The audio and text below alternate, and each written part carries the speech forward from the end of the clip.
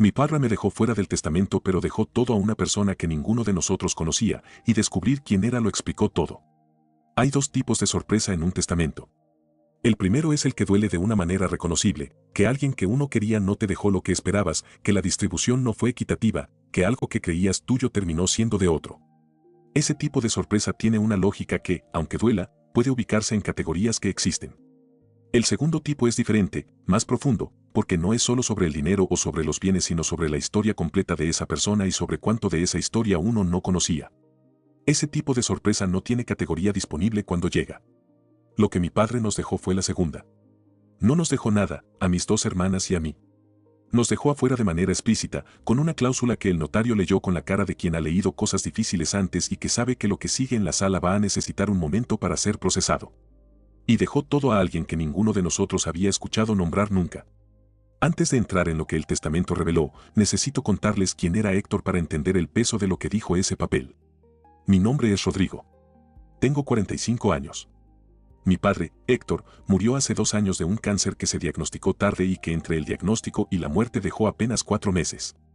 4 meses que en retrospectiva fueron suficientes para que mi padre hiciera lo que tenía que hacer, que incluía ordenar algunas cosas de su vida que nosotros no sabíamos que necesitaban ser ordenadas. Entre esas cosas estaba redactar un testamento ante notario, que ninguno de nosotros supo que existía hasta que el notario nos convocó 3 semanas después del funeral con una carta formal que decía simplemente que había documentos pendientes de comunicación. La relación con mi padre había sido buena en los términos que la mayoría de las relaciones entre padres e hijos adultos son buenas, que no siempre son los términos que uno habría elegido pero que son los que existen en la práctica, sin grandes conflictos, con el tipo de contacto regular que la distancia y el trabajo permiten, con presencia en las ocasiones que importan y con el conocimiento implícito de que el afecto existe aunque no se nombre con frecuencia de manera explícita. No era una relación de intimidad profunda, de las que se construyen sobre conversaciones largas sobre lo que uno siente y sobre lo que uno necesita, pero tampoco era distante de una manera que se sintiera como ausencia. Era la relación de alguien que había crecido con un padre presente y que en la adultez había continuado esa presencia de la manera en que se continúa cuando las vidas se separan por trabajo y por geografía, con llamadas periódicas, con visitas en los feriados y en las ocasiones que importan, con la certeza tranquila de que si algo importante pasaba el otro iba a estar disponible de la manera que podía.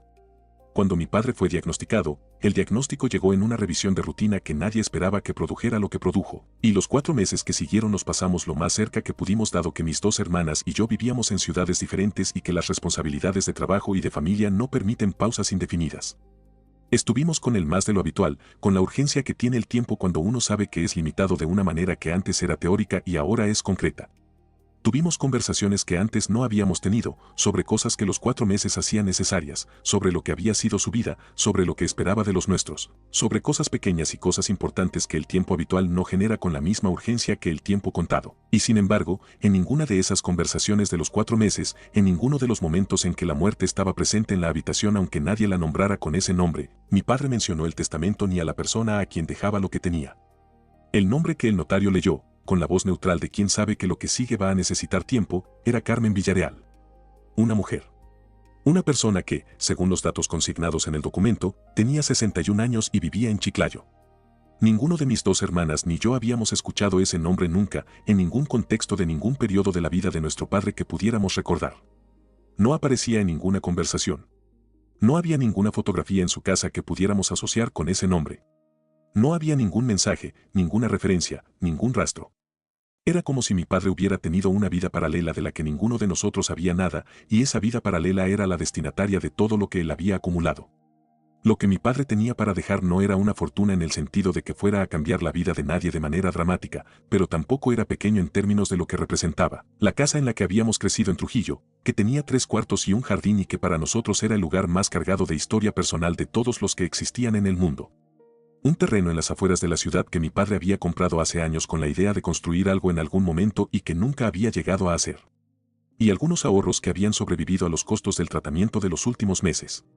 Cosas que en términos de monto eran manejables pero que en términos de historia familiar tenían el peso de lo que se construye durante una vida entera y que uno asume, sin habérselo preguntado de manera explícita, que va a quedar en la familia que la construyó. Las 3 semanas entre el funeral y la reunión con el notario, durante las cuales ninguno de nosotros sabía que existía el testamento porque el notario nos había convocado sin anticipar su contenido, fueron las más confusas que recuerdo en nuestra familia. Mis hermanas y yo hablamos más en ese periodo que en el año anterior, no de manera agradable sino de la manera en que se habla cuando algo importante está pendiente y nadie tiene la información suficiente para tomar ninguna decisión. Especulamos. Inventamos hipótesis que ninguno podía verificar. Y esperamos. Cuando el notario leyó el testamento y el nombre de Carmen Villarreal apareció como beneficiaria única, con toda la claridad de un documento legal que no deja lugar a la ambigüedad, lo que siguió fue un silencio que duró lo que duraron los últimos segundos de la lectura. No fue el silencio del shock sino el silencio de quien necesita un momento antes de poder formular la primera pregunta de manera que tenga sentido. Luego Patricia comenzó a preguntar, con esa capacidad suya de ir directo al dato, y el notario respondió lo que podía responder, que la información que tenía era la que estaba en el documento, que no conocía a la beneficiaria de manera personal y que el proceso de comunicación del testamento era el que correspondía por procedimiento. Y luego nos fuimos, cada uno a su propio espacio, a hacer lo que hace alguien cuando recibe información que no puede procesar de manera inmediata. Lo que encontramos en la semana que siguió a la reunión con el notario, cuando los tres acordamos que no podíamos seguir viviendo con el nombre de Carmen Villarreal flotando sin ningún contexto, fue algo que ninguno había anticipado en ninguna de las hipótesis que habíamos construido durante las semanas anteriores. Mi hermana mayor fue quien hizo el trabajo de búsqueda, con la meticulosidad de quien necesita entender antes de poder sentir. Lo que encontró empezó con el nombre en redes sociales, que tenía un perfil discreto con pocas publicaciones pero que existía con nombre completo y que tenía una ciudad de residencia que confirmaba lo que el notario había dicho, Chiclayo. Siguió con una búsqueda más amplia que llevó a un artículo de un medio local de Chiclayo de hace varios años, una nota pequeña sobre un evento cultural. Y terminó con algo que ninguno de los tres supo cómo recibir de manera ordenada ni en qué orden procesar, que Carmen Villarreal era la madre de un hijo que tenía el apellido Vargas, que es el apellido de mi padre y el nuestro. Mi padre tenía otro hijo. En Chiclayo. De una relación que debía ser anterior a su matrimonio con nuestra madre o contemporánea, no teníamos manera de saberlo todavía. Y ese hijo, o Carmen Villarreal como su madre, era la persona a quien nuestro padre había dejado todo.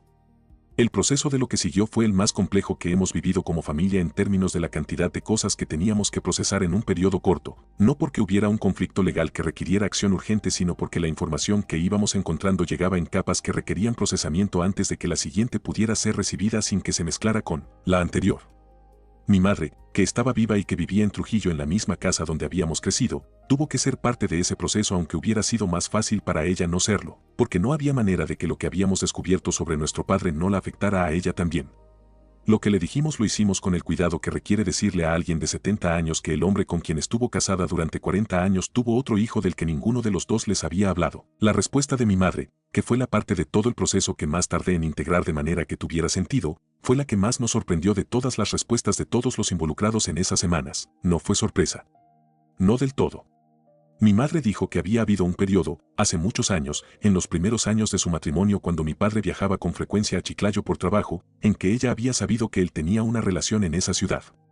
Que lo había sabido porque hay maneras en que uno sabe esas cosas aunque nadie se las diga de manera directa. Que cuando mi padre dejó de viajar tanto la relación había terminado, o al menos eso era lo que ella había asumido, y que nunca habían hablado de ello de manera explícita porque ninguno de los dos había querido tener esa conversación. Que no había sabido que había un hijo. Que un hijo era información diferente a la de una relación. Que eso sí era nuevo. Pero que la existencia de Carmen Villarreal como persona no era completamente nueva. Esa información de mi madre cambió todo el marco de lo que estábamos procesando. No era una historia paralela completamente oculta. Era una historia que mi madre conocía en parte, que mi padre había guardado en la parte que más importaba, y que el testamento había sacado a la luz de la única manera en que podía salir dado que mi padre ya no estaba disponible para explicarla. Contactamos a Carmen Villarreal. El proceso fue delicado porque ella tampoco sabía cómo íbamos a recibirla ni si teníamos intenciones hostiles sobre el testamento. La conversación inicial fue por teléfono, entre mi hermana Patricia y ella, y fue de las conversaciones más extrañas de las que tengo registro aunque no haya estado presente. Dos personas hablando sobre un hombre que era el padre de unos y que había sido el compañero de vida del otro durante una parte de su juventud, con toda la carga de lo que ese hombre había significado para cada una y con la incomodidad adicional de que ninguna de las dos había terminado de procesar lo que estaba ocurriendo. Y de que no sabían si la otra les iba a tener hostilidad o disposición. Lo que Carmen nos contó, en una conversación que duró más de 2 horas y que fue una de las más densas que he tenido en mi vida, fue la historia que faltaba, que ella y mi padre habían tenido una relación cuando él viajaba a Chiclayo por trabajo en sus 30, que esa relación había producido un hijo que mi padre había conocido desde que nació y con quien había mantenido contacto de manera intermitente durante las 4 décadas siguientes, que incluían visitas ocasionales cuando viajaba al norte y comunicación por teléfono que se fue haciendo más esporádica con los años.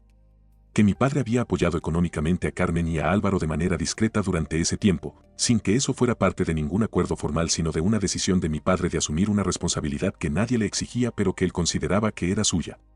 Y que la decisión del testamento había sido completamente de mi padre de manera unilateral, tomada en esos 4 meses del diagnóstico, sin que Carmen lo esperara ni lo hubiera pedido. El medio hermano se llama Álvaro. Tiene 42 años, 3 menos que yo. Había crecido en Chiclayo con su madre, sabiendo quién era su padre pero con un nivel de contacto que mi padre había definido como discreto y que Álvaro había aceptado porque era el único tipo de presencia que su padre le ofrecía. Nunca nos había buscado porque no tenía certeza sobre si nosotros sabíamos que existía y porque, según nos dijo con una honestidad que me pareció notable, no quería producir daño en una familia que no le había hecho nada. La reunión que tuvimos con él, 6 meses después de la lectura del testamento en un restaurante neutral en Lima que ninguno de los 4 había elegido por ninguna razón particular excepto que quedaba a distancia razonable para todos, fue la más extraña de mi vida en términos de lo que significa conocer a alguien que comparte la mitad de tu historia biológica y que sin embargo es un desconocido completo en todos los demás sentidos. No impugnamos el testamento. Esa decisión, que tomamos los 3 hermanos después de conversaciones que tomaron semanas y que en algún momento incluyeron la consulta con un abogado que nos explicó que teníamos base para impugnar dado que habíamos sido excluidos de manera explícita, fue la más importante que hemos tomado juntos y la que más claramente definió quiénes queremos ser en esta historia. Álvaro existía. Era hijo de nuestro padre. Lo que nuestro padre le había dejado era reconocimiento, aunque tardío y en la forma más indirecta posible, un testamento en lugar de una conversación. Y quitarle ese reconocimiento hubiera sido usar el sistema legal para hacer lo que nuestro padre no había podido o no había querido hacer en vida, ignorar que existía. Con Álvaro tenemos ahora una relación que no tiene nombre establecido en ningún vocabulario familiar que yo conozca, porque no hay categoría natural para la relación entre medios hermanos adultos que se conocieron después de los 40 porque un testamento los puso en la misma sala sin que ninguno de los dos lo eligiera. Es cordial, es esporádica, y es real en el sentido de que existe y de que ninguno de los 4 pretende que no existe. Eso es lo que hay. Y con eso, que llegó de la manera más cara e inesperada posible, tenemos que seguir. Lo que mi padre no supo hacer en vida lo hizo con el testamento de la única manera que podía, dejando que el papel dijera lo que él no había podido decir. No fue la manera correcta. Pero fue la que usó. Y nosotros, que somos los que quedamos, tenemos que construir desde esa manera incorrecta lo que sea posible construir. Hay algo sobre el proceso de búsqueda de Carmen Villarreal que no describí con suficiente detalle y que creo que ilustra lo que fue esa semana. Mi hermana mayor, que se llama Patricia y que trabaja en contabilidad y tiene la paciencia de quien sabe que los números no mienten si uno sabe dónde buscar, fue quien tomó la iniciativa. No porque nosotros se lo pidiéramos sino porque necesitaba hacer algo con la energía de lo que había recibido en la reunión con el notario y buscar era lo único que podía hacer en ese momento. Lo que encontró primero fue el perfil en redes sociales, una cuenta que tenía pocas publicaciones pero que existía con nombre completo. Luego encontró el artículo del medio local de Chiclayo, que era una nota pequeña de un evento cultural en que Carmen Villarreal aparecía mencionada como organizadora. Y luego, a través de ese artículo, el nombre de Álvaro Vargas como hijo, con una foto donde el parecido físico con mi padre era de esos que no admiten mucha interpretación. Cuando Patricia me mandó esa foto por mensaje, a las 11 de la noche de un martes con un texto que solo decía mira esto, lo que hice fue abrirla y quedarme mirándola durante varios minutos sin saber exactamente qué sentir ni en qué orden sentirlo. No era la cara de mi padre de manera que fuera obvia de inmediato. Pero tenía la nariz de mi padre. Y la manera en que estaba parado en la foto, con las manos en los bolsillos y el cuerpo ligeramente inclinado hacia adelante, era exactamente la postura de mi padre en cualquier fotografía de grupo que yo pudiera recordar. La pregunta sobre si era posible que no fuera hijo suyo no se sostuvo por más de un segundo. Esa foto fue el momento en que la abstracción del nombre en el testamento se convirtió en algo concreto, que había una persona real que era hijo de mi padre, que tenía 42 años, que había crecido en Chiclayo sabiendo quién era su padre pero sin tener la versión completa de lo que eso significaba, y que nosotros habíamos estado en el mismo planeta durante toda nuestra vida sin saber que existía el uno para el otro. Esa concreción fue la que cambió el tono de las conversaciones entre mis hermanas y yo. Antes de la foto, hablábamos del testamento en términos abstractos, de la injusticia, del dinero, de qué íbamos a hacer. Después de la foto, hablábamos de una persona. Y hablar de una persona en lugar de hablar de una injusticia produce un tipo de conversación diferente. Hay algo sobre la decisión de no impugnar que quiero explicar con más detalle porque no fue una decisión fácil ni inmediata. El abogado que consultamos nos dijo que teníamos posibilidades reales de éxito en una impugnación, especialmente porque la cláusula de exclusión explícita de los hijos legítimos tiene sus propias implicaciones legales en términos de la legítima que corresponde a los herederos forzosos. En Perú, la legítima protege a los hijos de maneras que un testamento no puede ignorar completamente. Que yo sepa, Álvaro también era hijo de mi padre y por lo tanto también tenía derecho sobre esa legítima. Lo que el testamento había hecho, según el abogado, era más complicado de lo que parecía en la primera lectura. Pero la conversación que tuvimos los tres hermanos, después de la reunión con el abogado, fue sobre algo diferente a los derechos legales, sobre qué tipo de resultado queríamos producir con lo que hacíamos a continuación. Una impugnación produciría un proceso legal que enfrentaría a los hijos de Héctor Vargas entre sí, que dividiría lo que él había querido que fuera para Álvaro, y que convertiría la primera interacción que teníamos con un medio hermano que no conocíamos en un proceso judicial. Eso no era lo que queríamos. No porque el resultado legal fuera incierto, sino porque el proceso mismo era incompatible con lo que queríamos que fuera nuestra relación con Álvaro y con lo que habíamos sido nosotros como familia. Lo que queríamos, aunque nos tomó semanas articularlo, era entender. Saber quién era Álvaro, saber quién había sido nuestro padre en esa parte de su vida que no habíamos conocido, y decidir qué hacer con esa información desde un lugar que no fuera la rabia del primer mes, sino algo más parecido a la comprensión del tercero. Una cosa que aprendí de este episodio sobre mi propio padre que cambió la imagen que tenía de él, no de manera que lo demonizara sino de manera que lo hiciera más complejo, que Héctor había llevado durante 40 años, desde los 30 y tantos cuando Álvaro nació hasta sus casi 70 cuando murió, una historia que nadie en su familia inmediata conocía en sus dimensiones completas. No en el sentido de una vida doble activa, sino en el sentido de una responsabilidad que había asumido de manera discreta, con apoyo económico y con contacto intermitente, hacia un hijo cuya existencia no había podido o no había querido hacer pública. Eso dice algo sobre mi padre que es difícil de ubicar en ninguna categoría simple, que había cargado con algo significativo durante décadas, que había tomado la decisión de que Álvaro existiera en su vida pero de manera que no perturbara lo que tenía con su familia principal, y que al final había decidido, en los 4 meses que le quedaban, que lo correcto era dejar constancia de ese reconocimiento de una manera que fuera irrevocable aunque produjera exactamente el tipo de perturbación que había evitado durante 40 años. No sé si esa decisión fue valentía tardía o cobardía de última hora. Probablemente fue las dos cosas al mismo tiempo, que es como son muchas de las decisiones que no tienen una evaluación moral limpia disponible. Quiero hablar de la reunión con Álvaro con más detalle porque creo que es la parte de la historia que más información tiene sobre lo que quedó después de todo lo que ocurrió. Fueron los 4, mis 2 hermanas, yo y Álvaro. No Carmen, porque consideramos que esa primera reunión era entre los hijos de Héctor Vargas y no entre sus familias completas. Álvaro llegó solo, que también fue una decisión que tomó él y que dijo algo sobre su manera de manejar la situación. Lo que había en esa mesa al principio fue la incomodidad de 4 personas adultas que comparten algo muy específico y muy básico, el origen biológico, y que no comparten ninguna otra cosa, no la infancia, no los recuerdos, no las referencias culturales de haber crecido en la misma ciudad con los mismos padres. Álvaro sabía quiénes éramos nosotros en términos generales porque mi padre le había hablado de nosotros a lo largo de los años. Nosotros no sabíamos nada de él.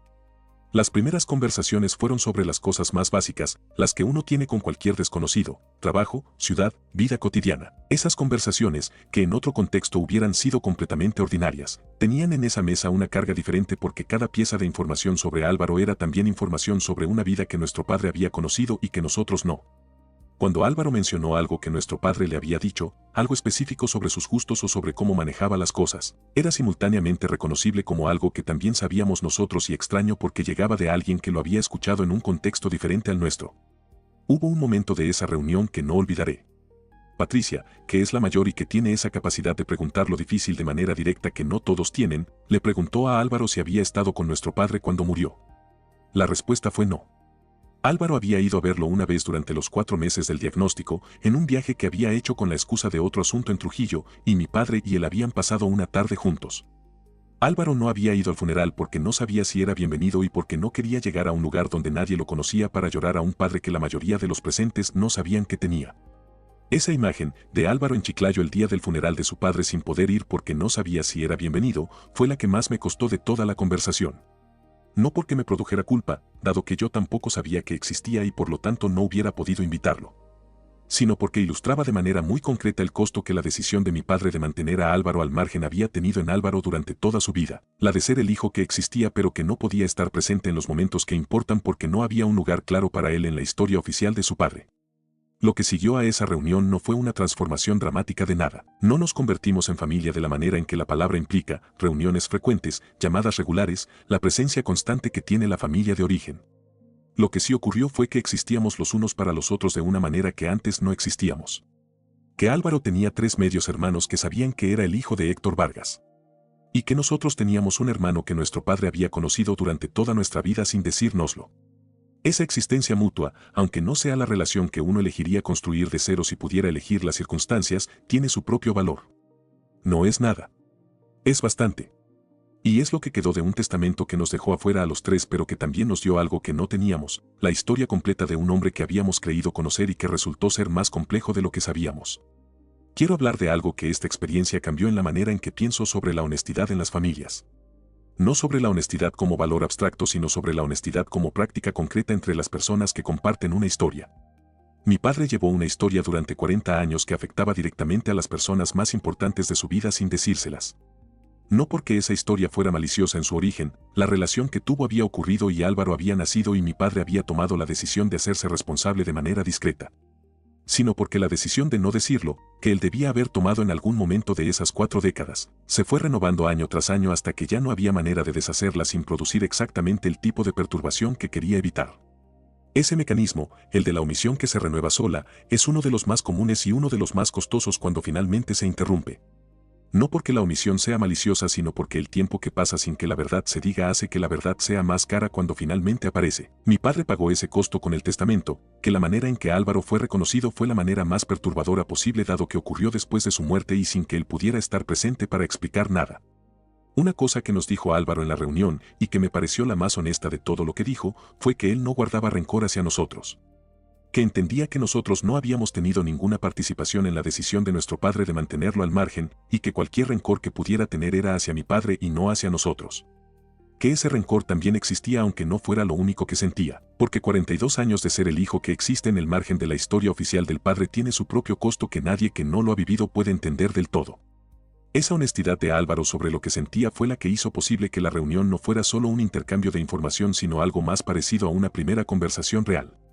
No una reconciliación, porque no había nada que reconciliar dado que nunca habíamos sido enemigos.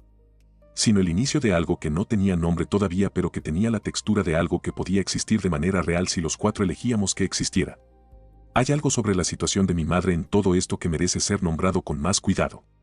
Ella recibió la noticia de que había un hijo de su esposo que no era suyo con una calma que en el momento nos pareció extraña y que con el tiempo entendemos mejor, que a sus 70 años, después de 40 años de matrimonio y de haber sabido en algún nivel que había algo en Chiclayo aunque no en todos sus detalles, la noticia tenía el peso de la confirmación de algo que ya intuía más que el peso de una revelación completa. Eso no significa que no le doliera.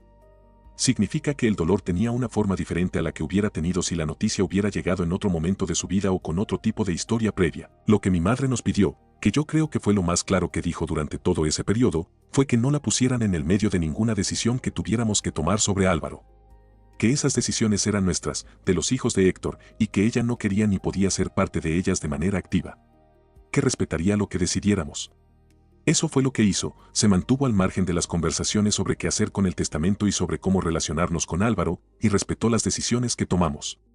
Eso también dice algo sobre mi madre que me parece que tiene valor, que en una situación donde tenía razones para involucrarse y para dirigir, eligió no hacerlo y dejar que sus hijos manejaran lo suyo. Con todo lo que ocurrió, con el testamento y con Carmen y con Álvaro y con mi madre y con los 4 meses de mi padre que en retrospectiva tenían una agenda que no compartió con nadie, lo que queda es esto, una familia que ahora es más grande de lo que sabíamos que era, con relaciones que no teníamos y que no sabemos todavía qué van a ser con el tiempo.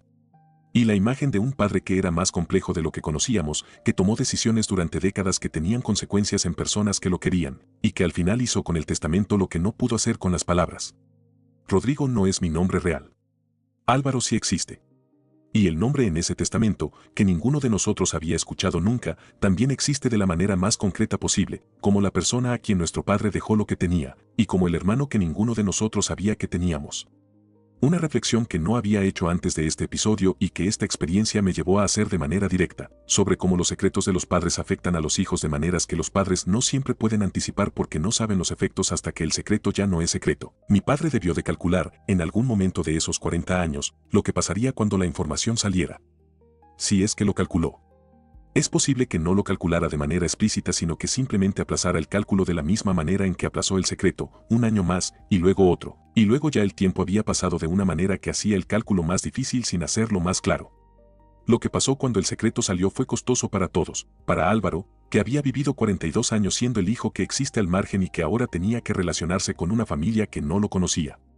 Para nosotros, que tuvimos que revisar la imagen que teníamos de nuestro padre con información que cambiaba partes de esa imagen sin hacerla completamente diferente. Para mi madre, que tuvo que recibir la confirmación de algo que había intuido pero que nunca había querido nombrar de manera explícita. Y para Carmen, que había llevado su propia versión de esta historia durante 40 años y que de repente estaba al centro de una situación que el testamento había creado sin que ella lo hubiera buscado.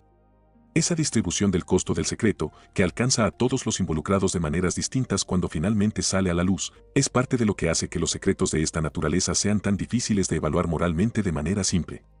Mi padre no era un hombre malicioso. Era un hombre que tomó una decisión difícil hace 40 años y que luego tomó la decisión más fácil disponible todos los años siguientes, no decirlo. Y al final, cuando ya no había tiempo para seguir eligiendo la opción más fácil, eligió la única opción irreversible disponible, el testamento. Hay algo que ninguno de nosotros cuatro, mis dos hermanas, Álvaro y yo, podemos saber con certeza y que con el tiempo se vuelve menos urgente saber aunque siga siendo una pregunta que aparece. ¿Qué hubiera pasado si mi padre hubiera dicho lo que decía el testamento en vida? Si hubiera reunido a sus hijos antes de morir y hubiera dicho que Álvaro existía y que quería que todos lo supieran. Hubiera sido más difícil en el momento, porque las conversaciones que revelan algo así son difíciles en cualquier momento pero especialmente cuando el tiempo es limitado y las emociones ya tienen un nivel elevado por otras razones. Hubiera requerido conversaciones que el testamento evitó por la vía de hacerlas imposibles. Hubiera puesto a mi madre en una posición más incómoda de manera más directa y sin la distancia que el tiempo produce. Pero también hubiera permitido que Álvaro estuviera en el funeral de su padre, que era donde un hijo tiene derecho a estar. Hubiera permitido que mi padre presentara a Álvaro en un contexto donde él pudiera estar presente para explicar y para manejar lo que siguiera. Hubiera permitido que todas las conversaciones necesarias ocurrieran cuando todos los involucrados estaban vivos para tenerlas. El testamento no permitió ninguna de esas cosas. Lo que permitió fue el reconocimiento, tardío y en la forma más indirecta posible, y la revelación, que produjo todo lo demás. Con ese conjunto, que nadie eligió de manera completa pero que existió de todas formas, los 4 hijos de Héctor Vargas seguimos construyendo desde lo que hay. Lo que hay ahora, 2 años después de la muerte de mi padre y casi 2 desde la lectura del testamento, es esto, una imagen de él que es más completa y más compleja que la que teníamos antes, que incluye partes que no esperábamos encontrar y que hacen que el conjunto sea diferente aunque no completamente diferente. Una relación con Álvaro que existe aunque no tenga nombre preciso. Una conversación pendiente entre nosotros sobre lo que queremos que sea esa relación en el futuro, que todavía no hemos tenido del todo pero que existe como posibilidad. Y la certeza de que las cosas que los padres guardan terminan llegando a sus hijos de alguna manera, y que la manera en que llegan depende en gran medida de lo que los padres decidan hacer con el tiempo que tienen. Con esa certeza, que llegó de una caja de bienes que no nos dejaron pero que nos dejó algo diferente a lo que esperábamos, la historia tiene su forma completa. Lo que mi padre no nos dejó en el testamento fue la casa y los ahorros. Lo que sí nos dejó, sin habérselo propuesto de manera tan directa, fue la historia completa de quién era. Y eso, aunque llegó de la manera más cara e inesperada posible, tiene su propio valor que no existía antes de que lo supiéramos. Hay algo sobre la conversación entre mi hermana Patricia y Carmen que merece un poco más de detalle, porque fue la que abrió todo lo que siguió. Patricia la llamó sin saber cómo iba a reaccionar Carmen. No había manera de anticipar si Carmen iba a ser hostil, defensiva o dispuesta a hablar. Lo que encontró fue algo que no esperaba, que Carmen estaba esperando esa llamada. No de manera literal sino en el sentido de que cuando Patricia se identificó y dijo que eran los hijos de Héctor Vargas, Carmen respondió que había pensado mucho en ese momento y que se alegró de que hubieran llamado. Eso también dice algo sobre Carmen, que durante los años que mi padre llevaba muerto había estado cargando con la incertidumbre de si los hijos de Héctor iban a contactarla o no, y que la incertidumbre había sido difícil a su manera. Que el testamento había revelado su existencia de manera que no podía ignorarse pero que no garantizaba que quisiéramos conocerla. Y que la llamada de Patricia, aunque fue difícil de iniciar, fue recibida con una disposición que hizo posible la conversación que siguió. Hay algo más sobre Álvaro que no mencioné y que me parece parte honesta de la historia, que en el tiempo que llevamos conociéndonos, que son poco más de 1 año y medio, ha habido momentos en que la relación ha tenido la incomodidad de algo que no tiene precedente y momentos en que ha tenido algo parecido a lo natural, de la manera en que a veces ocurre con personas con quienes uno tiene algo muy específico en común aunque no tenga nada más. Álvaro es una persona inteligente y con sentido del humor, que es lo primero que uno nota de alguien cuando la incomodidad inicial empieza a ceder. Eso también forma parte de lo que quedó, que el medio hermano que mi padre nos dejó de la manera más indirecta posible es alguien con quien, en otras circunstancias, probablemente uno podría ser amigo. Eso no resuelve nada sobre lo que fue la situación. Pero sí lo completa de una manera que me parece honesta incluir. Lo que el testamento de mi padre hizo, mirado desde 2 años de distancia, fue forzar que ocurriera algo que él no había podido forzar en vida, que sus 2 familias se conocieran. No de la manera en que él lo hubiera elegido, que hubiera incluido que él pudiera estar presente para explicar y para hacer las presentaciones de la manera en que él hubiera querido, sino de la manera en que ocurren las cosas cuando ya no hay tiempo, sin él, a través de un papel, con toda la carga de la sorpresa y la desorientación y la revisión de la imagen de alguien que ya no puede responder preguntas. Con eso, con todo lo que ocurrió desde la convocatoria del notario hasta la reunión en el restaurante de Lima hasta las conversaciones que hemos tenido con Álvaro desde entonces, la historia tiene todos los elementos que necesita. Lo que quedó por decir es simple, que los secretos de 40 años no desaparecen solos. Que llegan de alguna manera. Y que la manera en que llegan determina todo lo que sigue. Mi padre eligió que llegaran con el testamento. Esa fue la última decisión que tomó sobre algo que había estado tomando decisiones durante toda su vida. No la mejor que podía haber tomado, pero la que tomó. Y con esa decisión, y con todo lo que produjo, los que seguimos vivimos. Una cosa más que quiero decir sobre la imagen de mi padre después de todo esto, que creo que cierra el cuadro de manera más honesta que si termino solo con lo difícil. Mi padre, con toda la complejidad de lo que hizo y de lo que no hizo durante 40 años, también fue el hombre que apoyó a Álvaro durante ese tiempo sin que nadie se lo pidiera. Que mantuvo contacto con un hijo al que el contexto de su vida no le permitía reconocer de manera pública. Que al final, en los 4 meses que tuvo, tomó la única acción irreversible disponible para asegurarse de que Álvaro quedara reconocido de alguna manera concreta. Eso no lo exime de todo lo que no hizo ni simplifica las consecuencias que sus decisiones tuvieron en todos los involucrados. Pero sí hace que la imagen sea considerablemente más compleja que la de alguien que simplemente ignoró una responsabilidad porque le resultaba incómoda. Héctor Vargas fue las dos cosas de manera simultánea e inseparable, el padre que cargó un secreto durante 40 años y que con ese secreto limitó la vida de Álvaro de maneras que no siempre podía ver desde donde estaba, y el padre que nunca dejó de hacerse responsable del hijo que ese secreto cubría de la única manera que el contexto de su vida le permitía. Las dos cosas son verdad al mismo tiempo. Y vivir con esa simultaneidad, sin resolver la tensión en una dirección u otra, es parte de lo que significa haber recibido lo que el testamento nos dio junto con lo que nos quitó. Con eso, con la historia completa de un hombre que resultó ser más complejo de lo que sabíamos, la historia tiene todo lo que necesita. Y para no perderte ninguna historia, suscríbete a Historias Reddit en serio.